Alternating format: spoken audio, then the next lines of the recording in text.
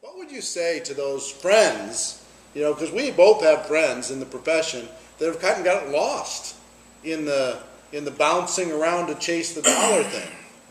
Well, I think if you look at the S curve, and there's the innovation stage, and then there's the growth stage, and then there's the maturity stage, and everybody feels like they got to get in the very beginning. Well, that's not true. Right. When I got involved with NSA, they had already been out there for almost 20 years. So it was a solid company with solid management. They're ready for wave two, kind of. So they were still, like, even right now where we're at, we have, like, still even less than 5% saturation as far as penetration of the market. So we're just getting ready to go into that growth stage, and we've been out there for almost 20 years with the product. So sometimes you feel like you got to be the first one in and get into a new deal, and and you kind of jump from deal to deal, and that's not how it works. You got to find something. First of all, you got to find a product or service that you truly believe in yourself. And then you've got to find some leadership, the people that are running the company, that have a long-term vision, a long-term plan, like I found with Jay. And, and then a system that is duplicatable, where new people come in and they're having success, not just the people at the top. Right. And and then you got to stick with it. It's not just jumping around and from deal to deal and trying to. The people in my business are not network marketing pros, or Right. they're stay-at-home moms. They're healthcare professionals that believe in whole food nutrition. So I'm building it with people that say, hey, I love this product. I'm passionate. You've got a good business. Here's how I know I've built this thing on a solid foundation.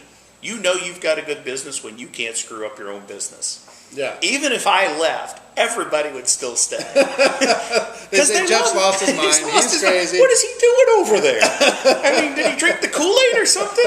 I mean, what's going on with this guy? That's when you do know you got a good business. So it's solid. So it takes some time. It takes that pig-headed discipline, that consistency.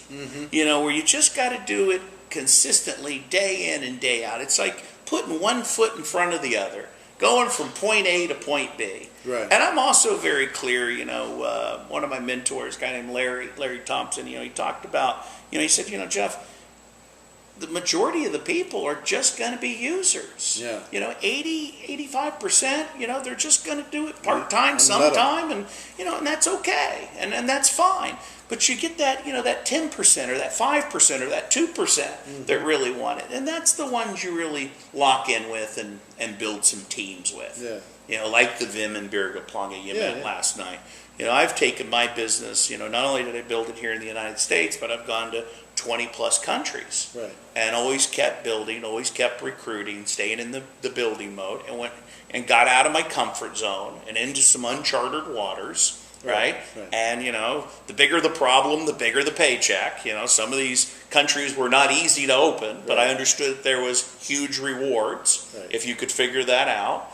And it's just been very rewarding. So on a lot of levels, emotionally and spiritually, and like I said, with just the relationships and continuing to grow and serve.